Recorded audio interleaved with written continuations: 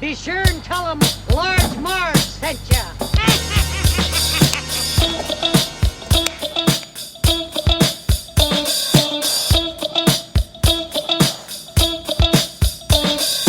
In the 90s, we were just teeny tykes. We liked our movies and our bikes. We wanted to be DJs, but we were just teeny gals. So we went off to college and we remained as pals. 20 years later, we're still watching flicks and we're bringing you the favorite bit by bit. Sweetie and Sweetie are here to say it's the Large Marge Santa's podcast.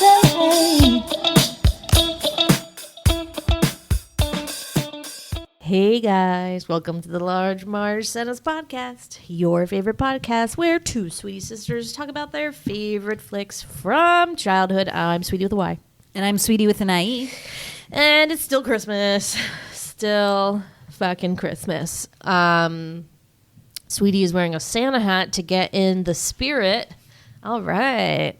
What did we watch tonight? Wait, first question, what? Sweetie, have you finished your Christmas shopping? Yeah, finished it like 2 weeks ago. Wow. Yeah, you're the early bird. I am too. I finished most of mine. It's tight because usually I wait till the very end because, you know, guys, if you do that, stuff's actually cheaper. What? But you run the risk of not getting what you want because stuff could be sold out or whatever, Well, right? we've all seen Jingle All the Way, so we know how that goes. Cautionary tale. But also, you know, there's so much more time this year to do Christmas shopping, so it was really easy to get it done.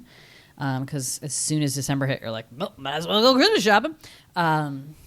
Anyway, so yes, we're on our third movie, Christmas. Proud of us that we did 3. I know, you know, we're running out of movies, but we've done 3 now and our third tonight. Never run out of movies. No, Christmas ones, we're kind of like getting to the end of the line of ones we really want to there's cover. more than we think, and then we'll watch them and discuss. Yeah. I mean, right.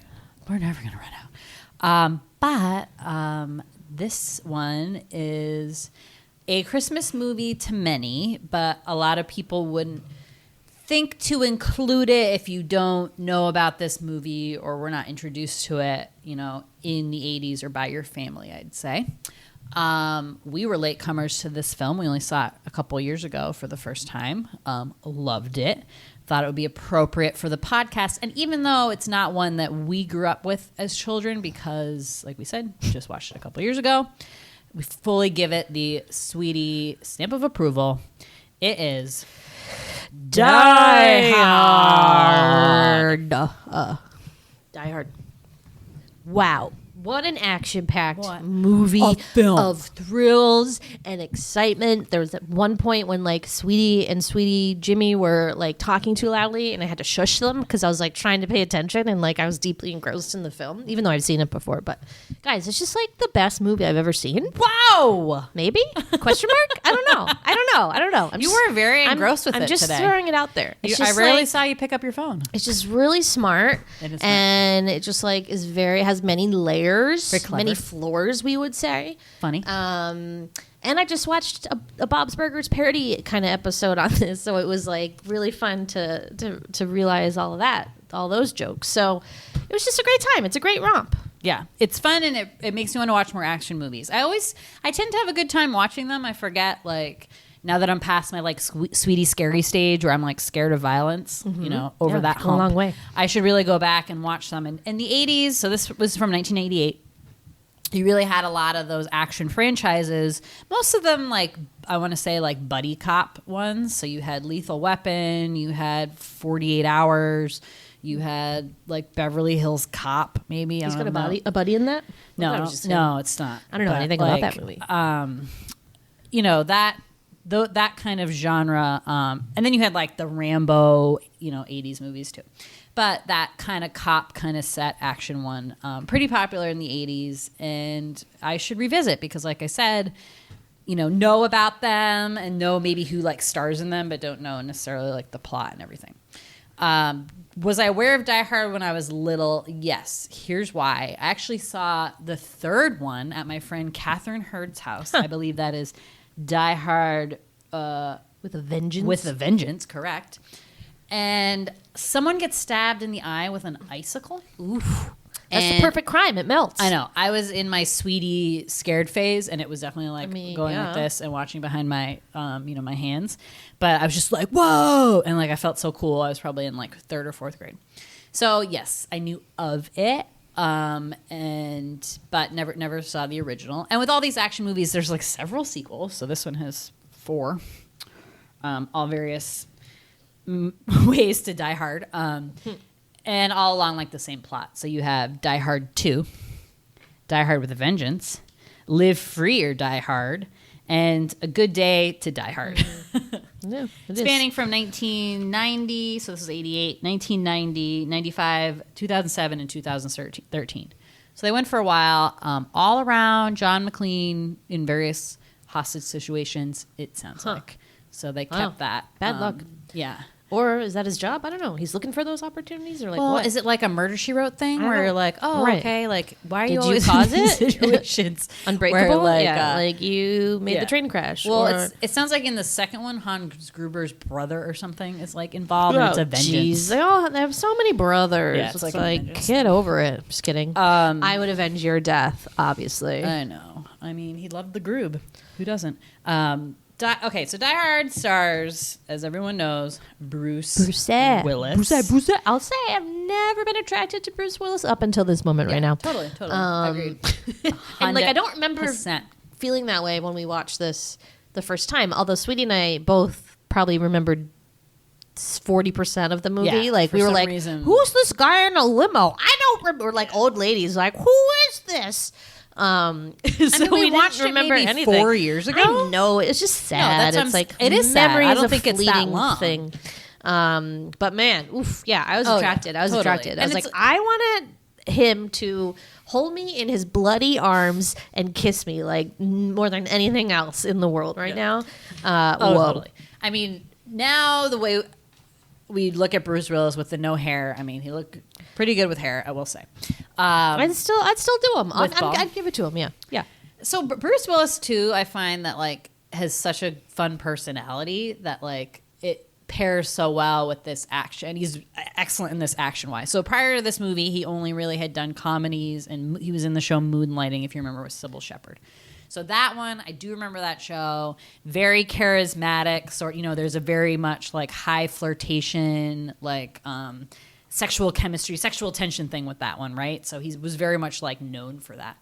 And he's just so charismatic and cool in this, and just like the way he swears, and like obviously like the way he deals with all the action, shooting all the bad guys, whatever. Like, yeah, he was perfect for this. And they thought that like when trailers came out for this, people were cracking up to see Bruce Willis in like an action movie, and they were worried that was going to sway people from seeing it. So all the original posters don't have his face in it. I think it's like his body, but like his face isn't shown, because they didn't want people to like not go see it. And then once everyone saw it and was like, "Damn, this is good! Like it's some good shit," they put his face back on the posters, which is like so crazy. Yeah. But yeah, he's excellent in Go, it. Bruce. Who else?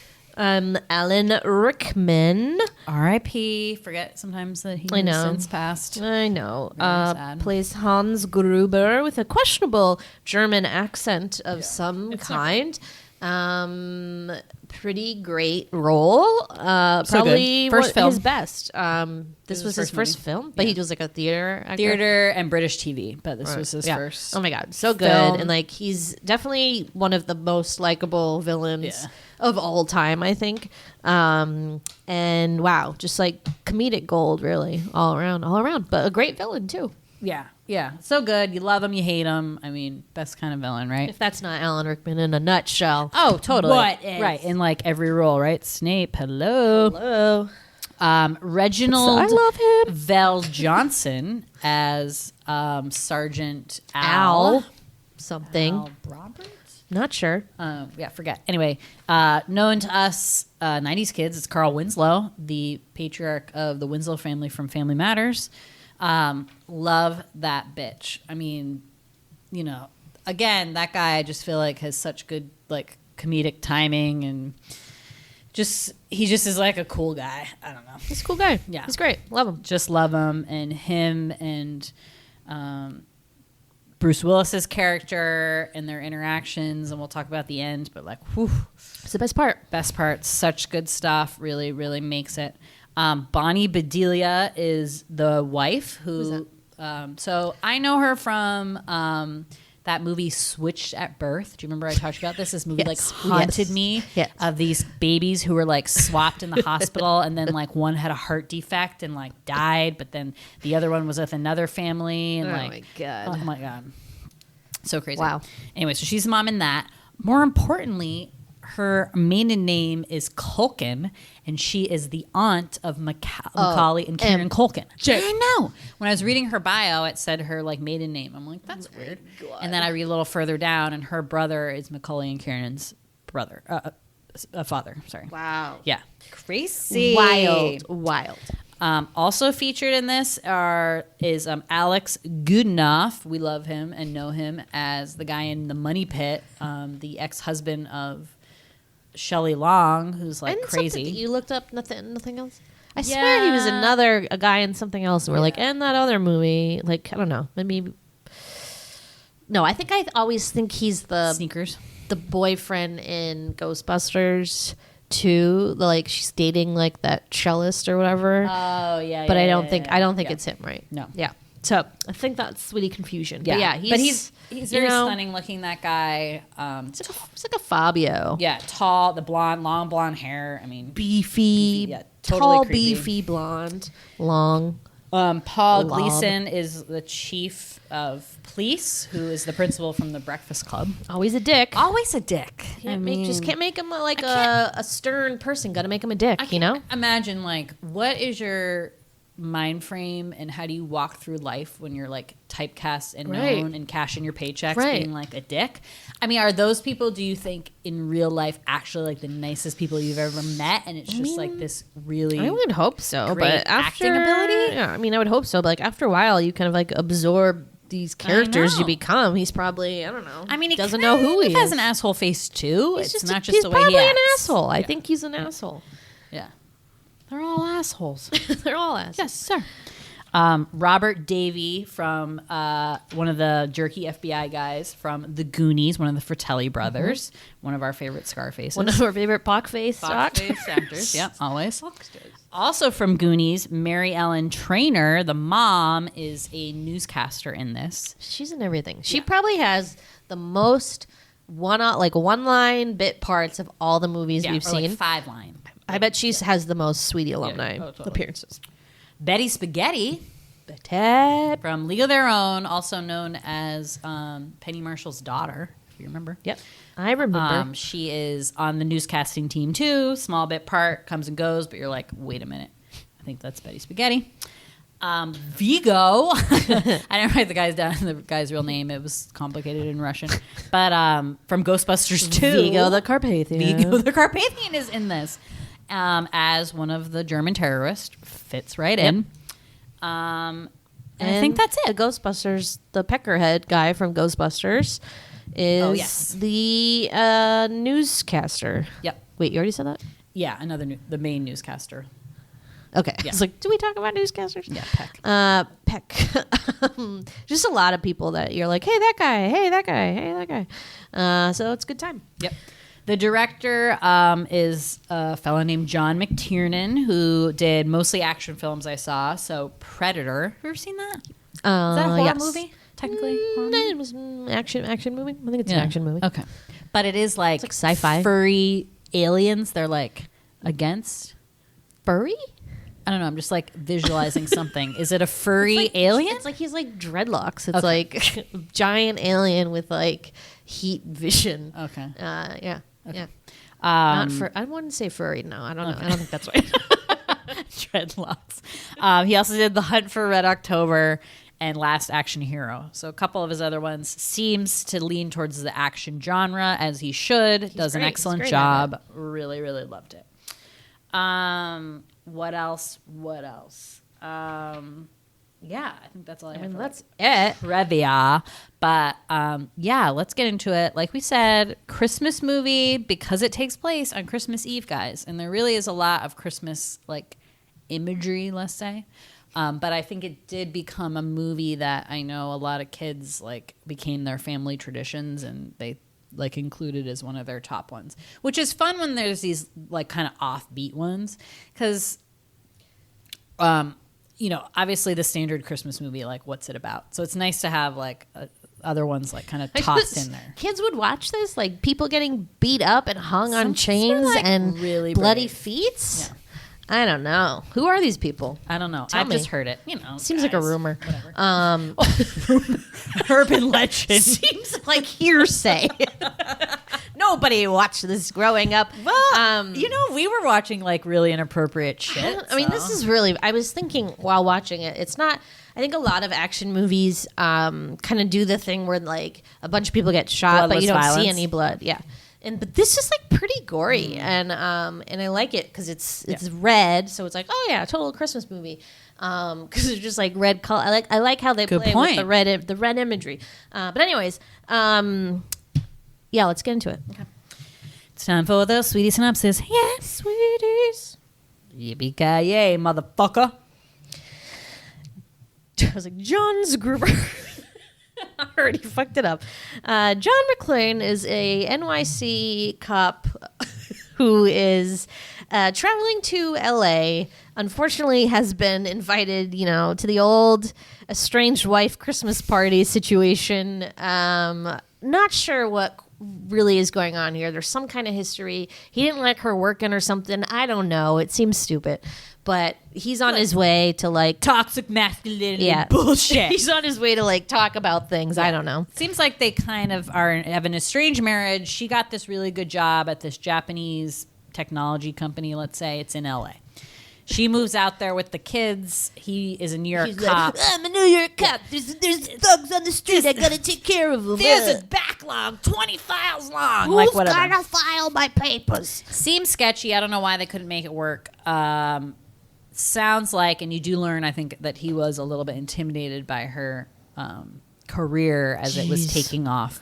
So there you have it. Classic. But so he's coming into an awkward sitch for sure. And also, like, New York, LA, like, hello, could it be any more different? Yeah. So he gets a limo waiting for him at the airport. He's like, what the fuck is this?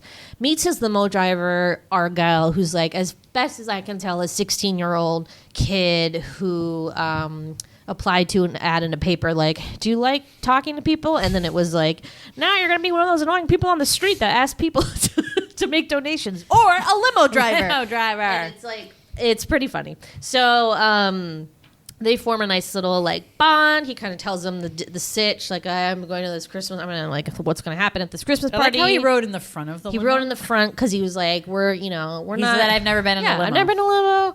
It's my first time driving a limo, so it's like, okay, let's be on the same level. Why not?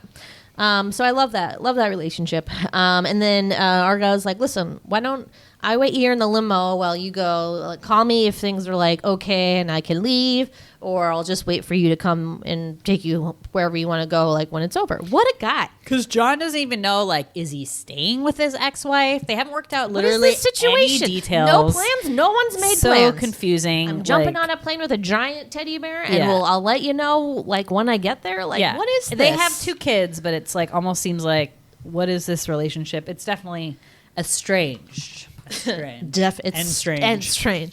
But yeah, so he goes to this party, meets the boss guy, whose name I cannot actually remember now. Joe? No. The Japanese guy? He actually seems like a pretty nice guy for having, like owning this business or whatever. He and seems like lovely. He seems very down to earth. He knew who John was. He sent him, he arranged for a limo. What a great guy. So this company is called Nakatomi, and it is like a tech company, and they're all like this high tech. It reminds me a lot of like the building in Gremlins 2, which had this like all up and coming, fancy tech that we were like, ooh, touchscreen, what? And now it's like a reality. It's crazy. So you're telling me that there was touchscreens in 1988, or the ability to have them, and we didn't get them till like mid 2000, like later 2000. Yeah, it's a good. 10? It's a good point. It's a good point. Definitely. I mean, of course there was. There were like toys that basically had some version of touchscreen, I guess, but I don't know. So anyways, he sees his wife, who has, decided to go by her maiden name, which is a big blow to John. Again, his toxic masculinity, whatever. But they have an awkward reunion. There's like some bro head who's like doing coke everywhere, is like is everybody's business, but especially his wife's business, whose name is Holly. And, it's just a weird situation. Like, I just feel bad for him being there, and like he's like not dressed very nicely, and you're just like, this is awkward. So they go to this like private bathroom in the brohead's office, and John kind of cleans up. His wife goes back to the party. So I feel like in the 80s, 90s, leading up to the 90s, leading up to the 90s. Or into the 90s, there was this trend of like having holiday parties actually like on the holiday. Yeah, what's up with that? Which is always, Sweetie and I think, is really weird, because in our family, Christmas Eve was like our biggest event of the year. It's like, sacred. I mean, to us, but I mean, I don't know how but it seems like it should be sacred. It's like technically a holiday. Also, I don't know, but there's always these movies that are like, we're having a party on Christmas Eve, we're having a party on Christmas. It's like, what? Who are you people? So this company is wild. There's just, I mean, it was the 80s, but people are just doing coke everywhere. They're having sex in all the offices. Like, what a wild shindig. Wow. Wow. I would see if it's like at a hotel or a ballroom and you're like, okay, but like, whoa, like what is happening? I mean, it's like a house party, because you have people doing coke on the desk. You have people having sex in someone else's office, or trying to, and then getting like the door opened on them. Like, is that how you treat your place of work? No. I mean, they do. I mean, they also have a fish koi pond in their office. So I don't know, all bets are off. So where are we? What even happened? Fucking. Okay. Terrorists. Wow. Okay. Things took a turn. A couple of European terrorists, arrived to the scene, which we don't see a lot of, I'll be honest. It's refreshing to see a different terrorist group out there today. Yeah, white terrorists. White terrorists. Not, all right. Domestic. Right. And they are specifically German. They do say specifically that. German. So this group arrives. They're causing mayhem, shooting people. They basically go into the party, guns blazing, freak everyone the fuck out, take everybody hostage. John was still in that little private bathroom. And unfortunately, he was doing what Sweetie and I just found out we think is called grounding, which is when you take your shoes off and like put your feet on the bare floor and then like feel the like environment and the vibrations, and it's supposed to like calm you down or something. Well, I don't know. Supposed to do outside. You're getting like earth energy. Grounding. But the guy on the plane told him like the secret to air travel, which I don't get, because like I thought he meant like on the plane you do that, but he meant like when you get to where you need to be. But then what is, I don't know. I think still it's fuzzy. To be like the ground, not like the floor of a building, but whatever. I don't know. Okay, that would make sense. But he said he was talking about carpet, so I don't know. But anyways, tangent. John is barefoot and hears these guns going off, and so immediately he's a cop. He's like gotta save the day. So bit of a disadvantage here. Doesn't 100% know what's going on. Has no shoes. Is kind of not sure how many guys there are, how many bad guys there are, what the situation is. They take the boss guy into an office because they need to learn the code of this security vault thing, I guess. But that's just plan A, guys. Don't worry. So he doesn't give up the code. They shoot him in the head. John like flips out and is like, fuck, this is serious.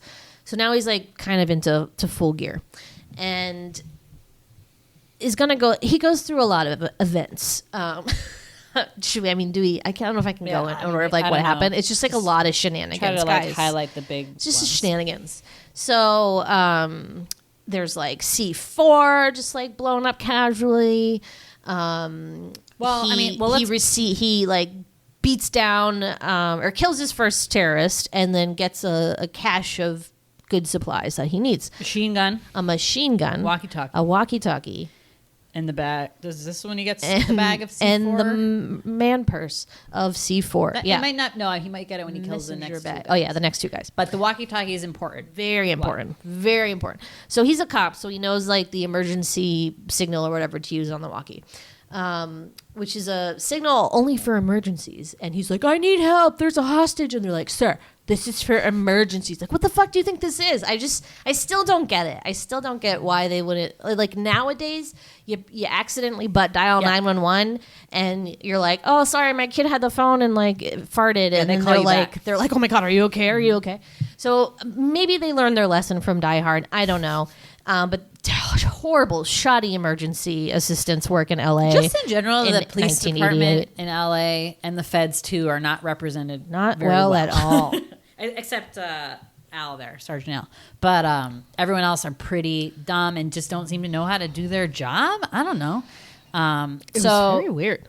And then, so first he had pulled the fire alarm to get them over there, and they're able to call that in and say, oops, the terrorists are. Say, oops, that's like... Don't worry about the fire alarm. Yeah, sorry. Is that how that false works? alarm. I'm not so sure he that's how that sees works. them like turning around, and so he's like, shoot, finally gets a hold of this remote walkie-talkie, goes to the roof because he's able to get a signal and is able to like call in, right? So what do? They do send a patrolman over to scope out the scene. And it unluckily or luckily is Al, who is just finishing up his night and is about to go home. His wife's having a baby. He gets this call to check out the Nakatomi Towers, goes around. The terrorists are like putting on this great show. I don't know what acting school they went to prepare for this hostage situation, but they are great at pretending to be an American. The football loving like meathead guy in the front. Like, I was just so impressed. Go him. So impressed. So I got $50 on this game. Oh God. It was like classic. Perfect. So he decides nothing to see here. It was definitely a false alarm. All right, I'm going home. Meanwhile, John is like frantically trying to get this guy's attention because he doesn't want him to leave because then this is probably like his last shot of anybody realizing there's a problem here. So he tries breaking open the window. In the midst of that, like two more terrorists come. He kills them also. And then he throws one of the bodies out the window onto the policeman's car as he's backing up. And then this prompts the terrorists to start like open fire on the police car. And he reverses and it's mayhem and he gets away. Don't worry, Al's okay. But now he's like, okay, we have a situation. So finally we alert like all of the authorities in LA, it seems like. And so starts the great action movie of Ride of Die Hard, which is John McClane talking on a walkie-talkie. The whole movie is like everybody's talking on this walkie-talkie and they like don't see each other in person. Right. And then there's these little moments where they do see each other in person and you're like, oh my God, it's so weird. But really, it's really all done very masterfully, all in this way of talking on the walkie-talkie. So, the thing about, listen guys, the thing about walkie-talkies is it's not like a private thing. Did you know that? Everybody who's got one and has the signal is on the same thing. It's wild. So everything John tells the authorities, the terrorists are also hearing. And then the terrorists start like talking to John, and it's this cute like phone tag thing. I don't know. But a couple of the larger themes, I guess. John's trying to figure out who this like Hans Gruber guy is. What is his plan? Hans Gruber is trying to figure out who John McClane is and like what the fuck is his role in this. They thought maybe he was a security guard, but they're like, no, he's like too mouthy and fresh to be a security guard, which is like totally true. Sure. So that's their mystery. And then the police are just trying to figure out how to save these people, basically. So I don't know, explosions. Fighting, more terrorists get killed. John gets more and more wounded. He's got bloody feet. He's a mess. Finally, he comes face to face with Hans Gruber, and he doesn't really know it right away. He just sees like a guy who's like kind of frantic and like has somehow gotten somewhere weird in this building. So he doesn't trust him. And he has a suit on. I mean, the interesting thing about the Hans Gruber character, right, is that all the other guys are dressed, you could say maybe like terrorists. They have casual clothing on, maybe a parachute pant, commando gear. Hans Gruber is wearing a suit. Interesting. Why is he wearing a suit? It's just the kind He's of a guy classy he guy. is, I think. He's a classy guy. Classy guy. So he looks like someone who could potentially have come from the party. He's smart. Very smart. And he like puts on his American impression. It's very funny. Also, that's funny because when you hear people who... Okay, so Alan Rickman is British.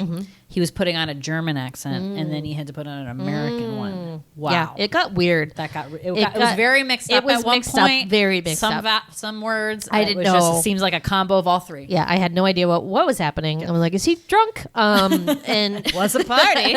It did not really fool John McClane though, because he kind of knows something's up. So now they've met face to face. They know who each other are. Still kind of a variable here where Hans Gruber is still like, but why is he here? All he knows is that he's a cop from NYC and his name is John McClane. He still doesn't know like what he's doing in this weird office party. So, and by the way, no one else's significant other is at this Christmas party. So I'm like still confused why was she like, wow, I haven't seen my husband in 4 months. Like, the perfect meet me time here. would Maybe be she to, wanted him to see like what her job was like and, Yeah. and to meet all the people Yeah. and realize it was a good thing, and that's why she Yeah. came out here. That's Because true. like, that guy, poor, R.I.P. Tayaki or whatever, the guy who owned the company, was like really nice and really did So like nice. appreciate her and really liked her. And for in the 80s, that's like a great. and She was to a director. to not be a sexual harasser Yeah, is really impressive. It seemed like a good thing.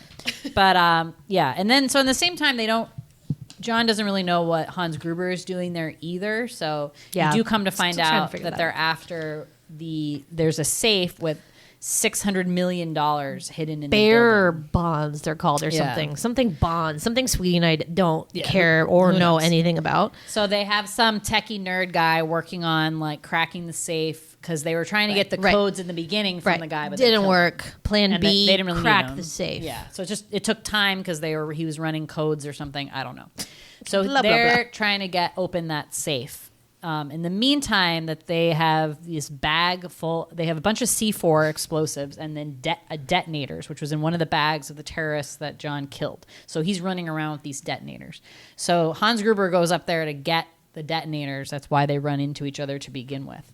So there's this whole exchange when he figures out who's Hans Gruber is. Like they're able to get away from him, and it's the famous scene where they shoot out all the glass in the conference room, and he has to run. He doesn't have shoes on, and they knew he didn't have shoes on, and that's why they did it. And he runs through this and cuts up all his feet. But he knows, he's okay, but he's starting to lose a little bit of gas here, obviously. But he's like, okay, why was he up on the Yeah, roof? Why was he going up on the roof? Yeah, weird. So he's like trying to figure that out. Goes up to kind of like where he was. As at this point, maybe has also gotten shot like in the back a little bit. So he's like not doing well, very bloody but very sexy, and goes to where Hans Gruber was, sees all the C4 in like a massive bomb situation. So their plan is to blow up the building, basically.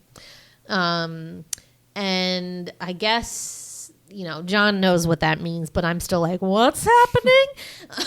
So Hans Gruber's like, if you steal $100 million, they'll come looking for you. If you steal $640 million, if you steal $600, they won't come looking for you. If you steal $600 million, they will come looking for you. So we have to pretend we're dead. Yeah, so they're gonna blow up the building, pretend like they died in it, and then they brought this like ambulance in their moving van that they are planning to drive. The old ambulance. I'm a wounded person. That was in something else we watched recently too, wasn't it? And yeah, it's a good ploy, I'll tell you. But that's the plan. So he's gonna foil that. Meanwhile, the FBI agents show up and are like super dickheads. They're like doing all this crazy shit that's not working. It's just like making things worse. Apparently, there's a hostage playbook There's by. a hostage playbook, which is like Includes turn the power turning the off. power off? Helicopters? Question mark.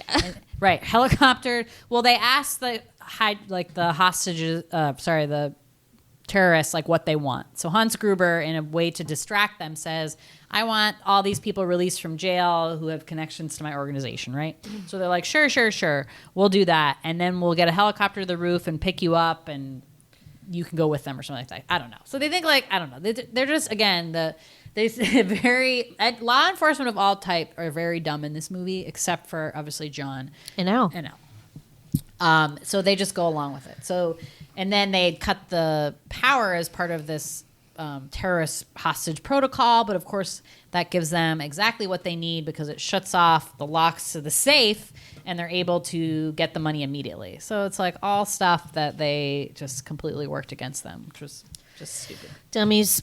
Dumbs. But yeah, and then the FBI agents were just going to shoot them all when they came up to the roof anyways, including some of the hostages. So like, great. 25% of the hostages, not bad. But meanwhile, John saves the day again, tells everybody to go back down because he knows the bomb is going to go off, so they're not safe up there. So they all go back down.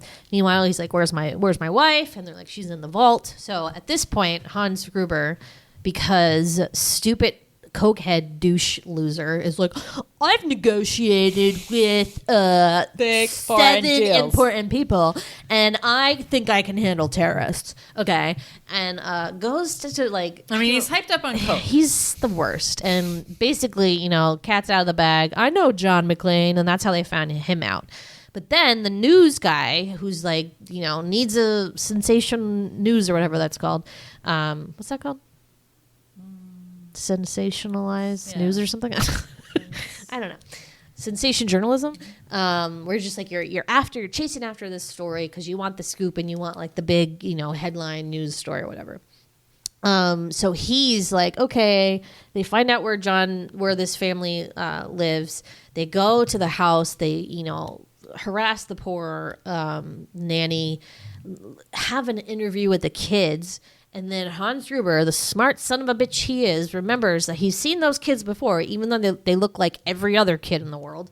I would never be like, oh, that's the kid I saw in that picture for a second. Yeah. But he spots it as the kids in Holly's pictures on her because he's using her office.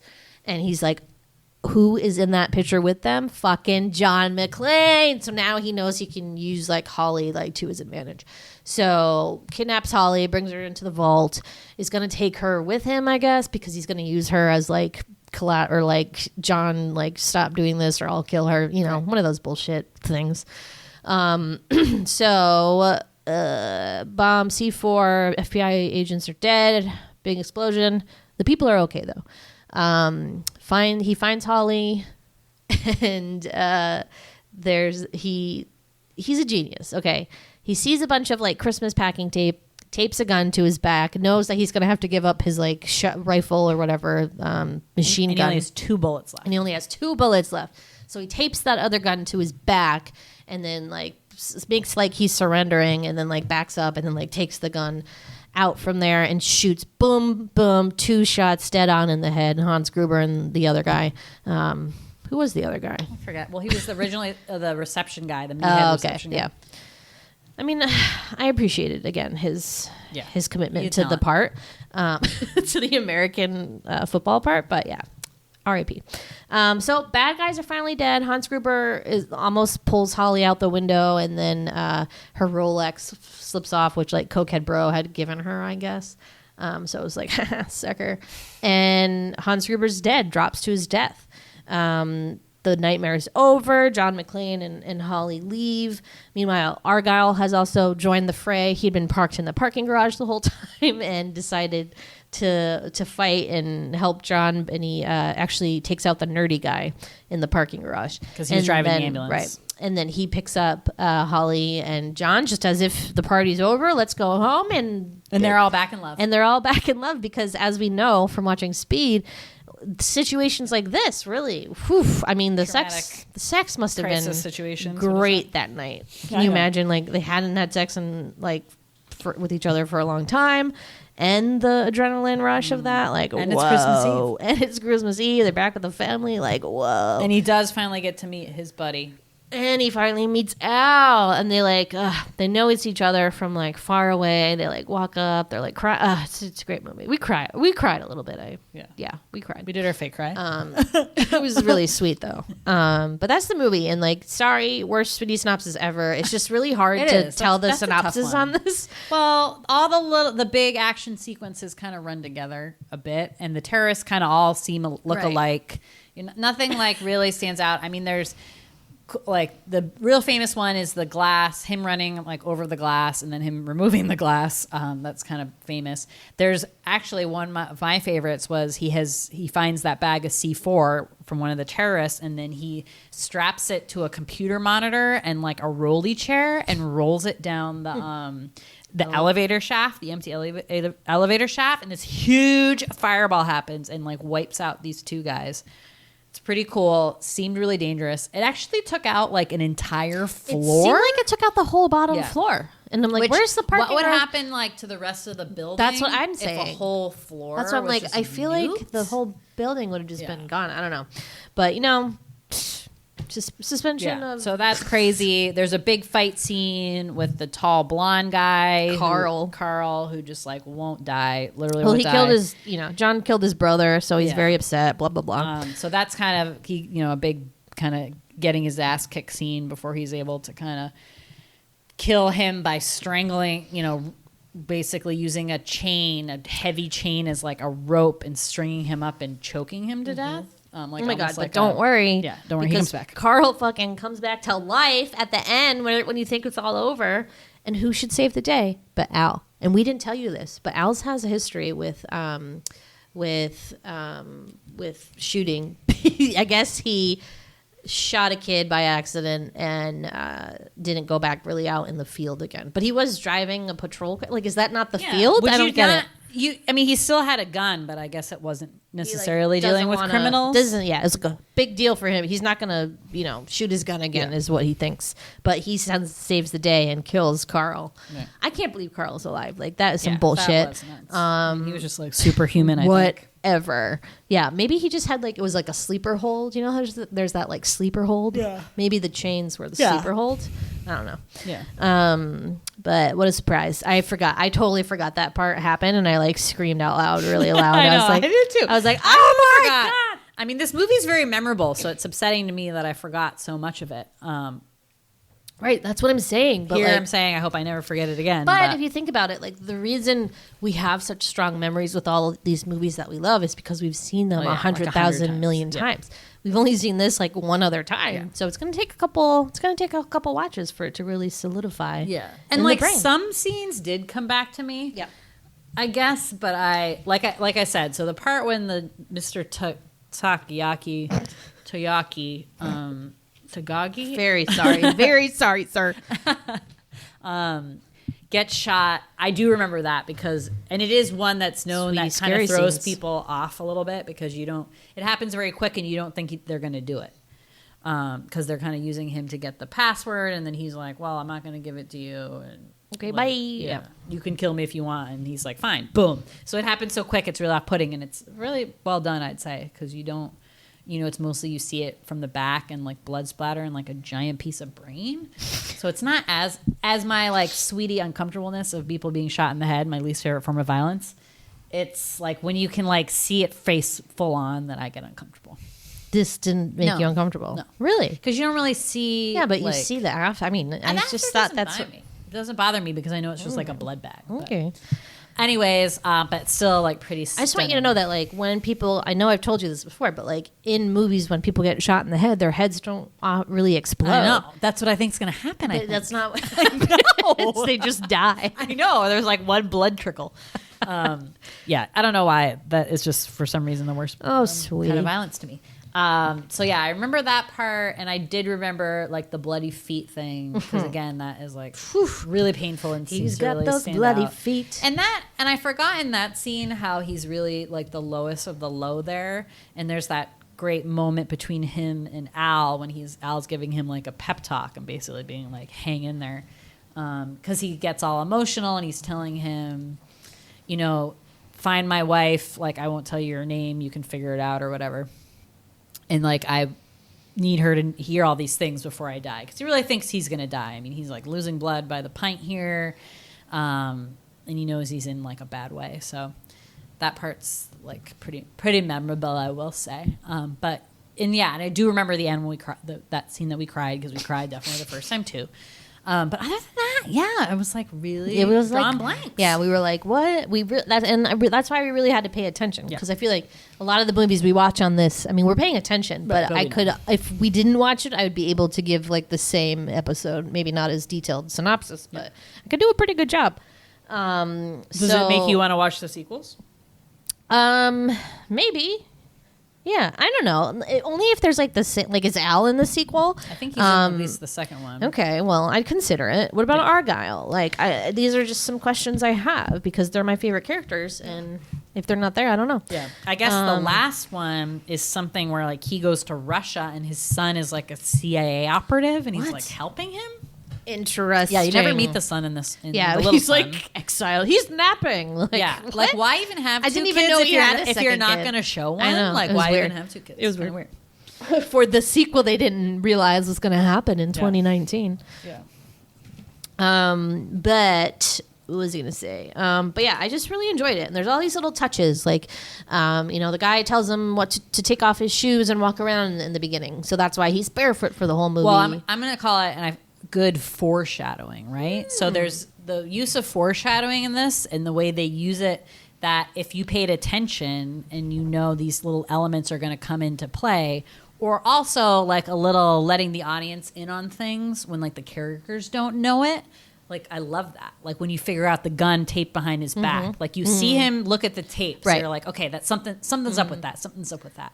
But you don't know what. But then you're kind of looking at what he's doing and you're like, okay, like he's keeping his back against the wall. It must be something with that. And then you're like, oh shit, 2 bullets. There's 2 guys left. And then you kind of slowly like piece it together. Love that. So, right. So the shoes was one, right? Mm-hmm.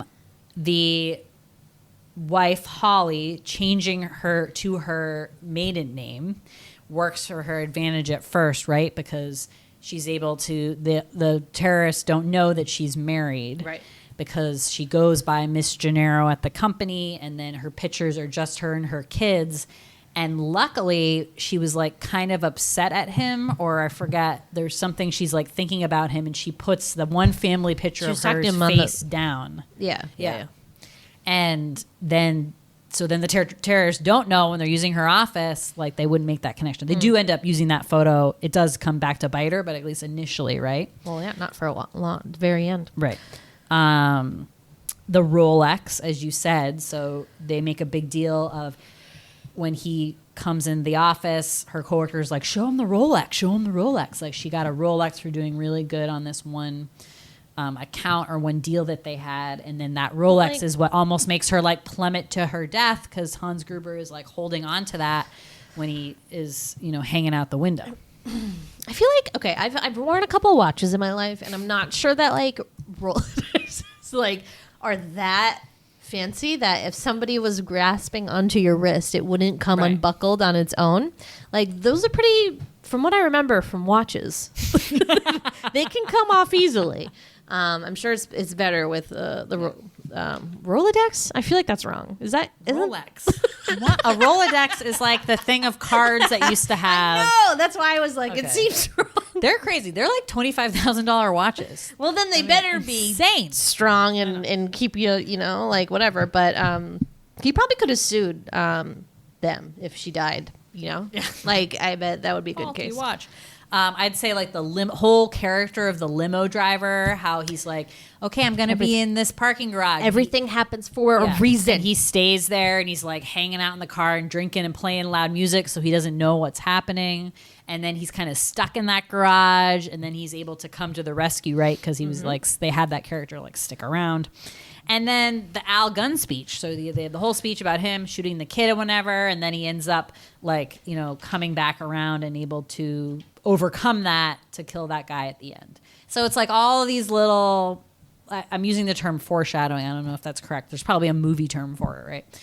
But that makes this movie like really clever. And like we said, if you're paying attention, it's almost like a reward for being like, ha! It's like an Easter egg hunt. Yeah, Easter Look egg. at that. I love Easter eggs. It makes you feel like special. I know. On it. You found this. I'm special. Yeah. I feel special just telling you about those. Great. Wonderful. Great. Great. I wanted to give a shout out to movies where characters are on airplanes and then the airplane lands and they're like, okay, bye. And then they get up and just like peace. And I'm like, what planet is this where you got off the airplane immediately? Now it's like, okay, we landed. And it's like, an hour later, we're leaving. Like, there's so much bullshit. So I just always LOL in movies when they do that. It's pretty funny. If aliens ever watched that, they would just have totally the wrong idea about airplane travel. About life in general. Yeah, just in general. Okay, so a couple tidbits I have. So when this movie is played in Germany, so obviously dubbed, they do not have them be German terrorists. They are radical Irish activists. Oh my God. And they change all their names to English names. So Hans Gruber becomes Jack Gruber. Like Fritz becomes Frank. Like Heinrich becomes Henry. Because that's like at that time, I don't know if this is still the case, but like it was a pretty sensitive topic to air something in German where you would have like these German terrorists. I don't know if there was like a real German terrorist group or something. Well, why would you, as a country, you wouldn't want to be like, I'm portrayed as the bad guy. Like, we don't have a lot of American terrorist movies. It's always like Middle Eastern people or like. Well, this is 1988 too, so this is prior to Berlin Wall falling. So I think there's still probably a little bit of like sensitivity around, that kind of a thing. So, but I just thought that was interesting. Also during like IRA stuff, so I think like that. I mean, that's Well, how would the Irish people feel then if they know the German people what are do they watching do? the Irish activists? Yeah, I mean it's a no-win, right? That white undershirt. Okay, so they had 12 different ones that they were. I mean, that's his only costume, right? Involved different like stages of disarray that they would put on. Be like, okay, time to wear the half bloody one. Time to wear like the brown one, which is pretty cool. And then one has been donated since to the Smithsonian Museum, so they have a John McClane. But which one? Yeah, I don't know. Is it like the clean, nice one? That's not that fun. That could be any shirt. Yeah, I don't hopefully it's like bullshit. the nice torn one, right? Maybe. Couple of titles in different countries. See the direction that they were going. So I guess Die Hard was really hard to translate in other languages. Mostly it it doesn't really make sense. Yeah. He died too much or something is like what the translation would be, and it just didn't make sense. I mean, what really though? What does it mean in English? I don't know. Yeah, right. Like that's a good question. And who's dying? I don't know. Not John McClane. Well, he doesn't die. Die hard. Die trying. What is that saying? Die, Richard. I don't know. Get hard. Get hard. Whoa, die whoa, trying. whoa. Okay, so in Spain, the title is Crystal Jungle.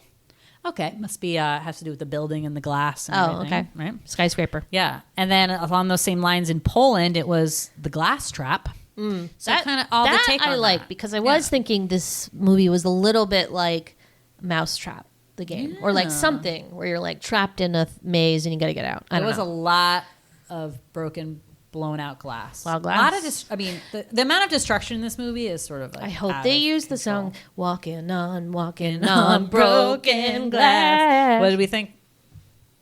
My mom thought that was something else. Remember? When Liz was talking about grounding. Yeah. Grounding on frozen grass. Yeah. And our mom was like, it's a parody of walking on broken glass. I'm like, no, Mom. Carol, it's not. It was not. Oh, yeah. Sorry, that doesn't make any sense. Yeah, it doesn't make any sense to anybody. Okay, and then I just have some 80s stuff to go over. Wait, that was it for the movie titles? Mm-hmm. Wait, what was the last one? Wish I had more. The Glass Trap. Oh, yeah, The Glass Trap. The Glass Trap. Trap. I vote that one. Not to be confused with The Parent Trap, which also this could be. The Parent This Trap. could be the Parent this could Trap. be The Parent Trap. How to get your parents back together. Yes! Hostage situation. Oh my Love God. it. Love it. All we need is Lindsay Lohan playing twins. Someday again. Someday. Okay, ready for 80s stuff? Yeah. Big glasses. So a lot of the women at the party have those big glasses, which, Sally Jesse Raphael kind of style. Mm-hmm. We're reading this book right now where a girl has them. It's a book that takes place in the 80s. She's in high school, but gets these like cool big glasses. Our mom Carol had a pair of big glasses. It was just like the trend. Mm-hmm. Looks cool. It was like, yeah, you wanted to look like a bug. Yeah. Picture a giant bug, a turtle. I want to look like a turtle. See these glasses? I need them bigger, bigger. It was a weird time.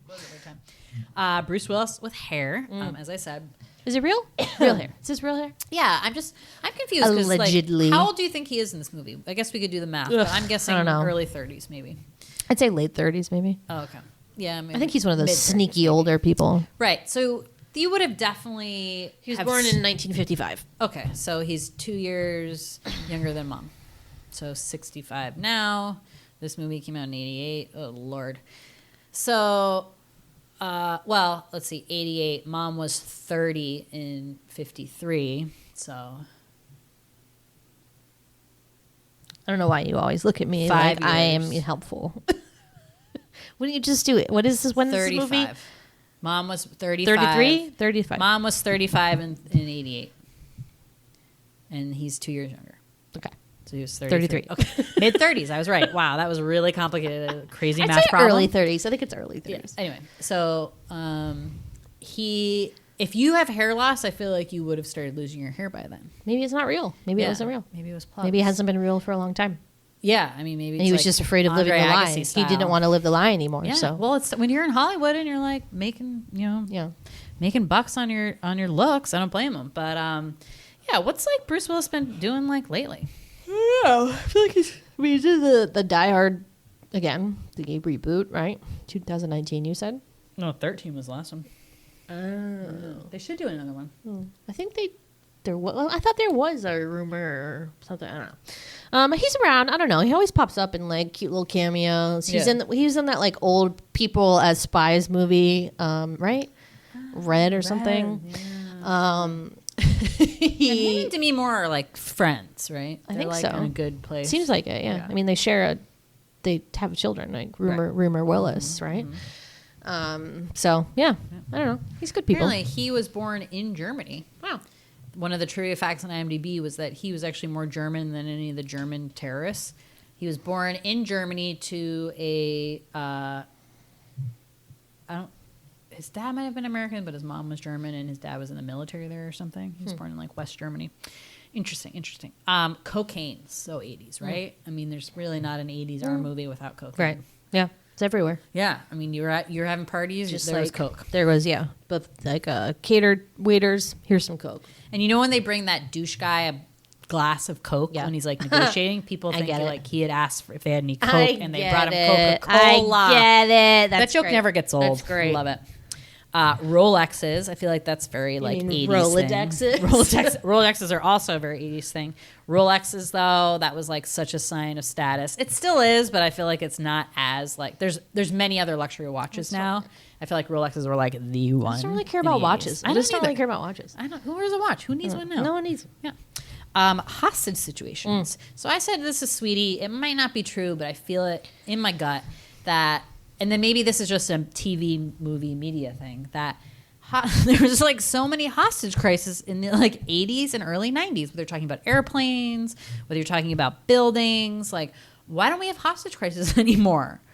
It's almost like bank robberies. Like, why don't we have bank robberies There anymore? haven't been like that many real life hostage situations either, I guess. It's I just think like they made action a lot of movies. with them. Yeah, I think it's just it's a way. I mean, bread if you and think butter. about action, Right. a hostage situation is the perfect action. Right. So And like I said, I think the Die Hard franchise is like almost Yeah. exclusively about that. Different. They really like change it up in which ways like they do it, but essentially the same thing. Some bad guy is like taking over a situation or a building or whatever. And then gratuitous boobs. So like we said, the office party is like totally off the wall, and people are wasted. I mean, also pour one out to office parties. If your office has one anymore, even pre-pandemic, I am so jealous because the company I'm at now had like a banging one the year before I was there, and then it was like I just would hear all about the parties. Like I joined in March, right? So then they kept, oh my God, remember last year's Christmas party? And like, remember this person like fell down the stairs and oh my God, like no one showed up to work the next day. And I was like, dang, I can't wait for that Christmas party. Then that never happened. We never had one again. yeah, that happened to me back at MI. Yeah, You had a big one. apparently not as great as the past ones still. Like, Damn. Still, I mean, and at Pearson too, same thing. Ugh, so just pisses me it's a off. bummer. They don't want us to have a good time. Yeah, and then That's my what it company is. now just does a thing where they like just give you an extra holiday now, and everyone's like, "That's so much better." I'm like, "Is it?" I would rather have open bar for a whole night and lots of fun apps. Like, what? Like, people are nuts. Yeah. Those people are boring. Anyway, so part of the party, like we said, there's people just like hooking up in different offices. And then when the terrorists come, they like rip open the door, and this girl is in midst of, hooking up with this dude and has her shirt unbuttoned with no bra. No bra. Also maybe very 80s. Who cares? Yeah. And her boobs just come like flying out and they're dragging her out. You gotta see the titties. Like, there's no reason for that. Like, there's no reason to have these boobs. They don't do anything to Nothing the for film. the plot. Nothing.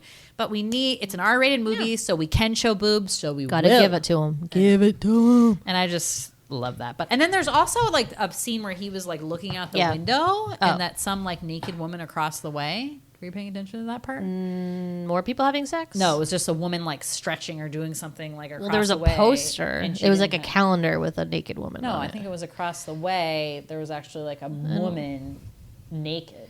In the hostage party. No, he's This like was looking before the out of the hostages? building. He's the hostage. You can see a naked woman in a different building.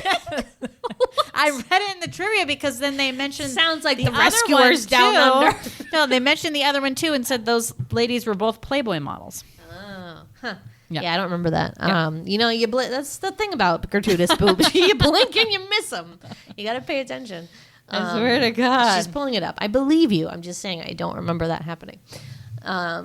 Anyways, anything else before we depart on this magical Christmas evening?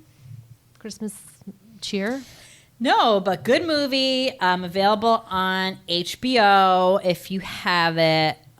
Totally worth it. Totally puts you in the Christmas spirit in a weird way. Kind of. Mm-hmm. Maybe not. But yeah, good stuff. Good stuff. Cool. Come find us on Twitter at The Sweetie Club or on Instagram at Large Marge. Send us. Thank you, as always, for listening. Bye. Bye. Repartee. I'm like, hello. Looking for the best.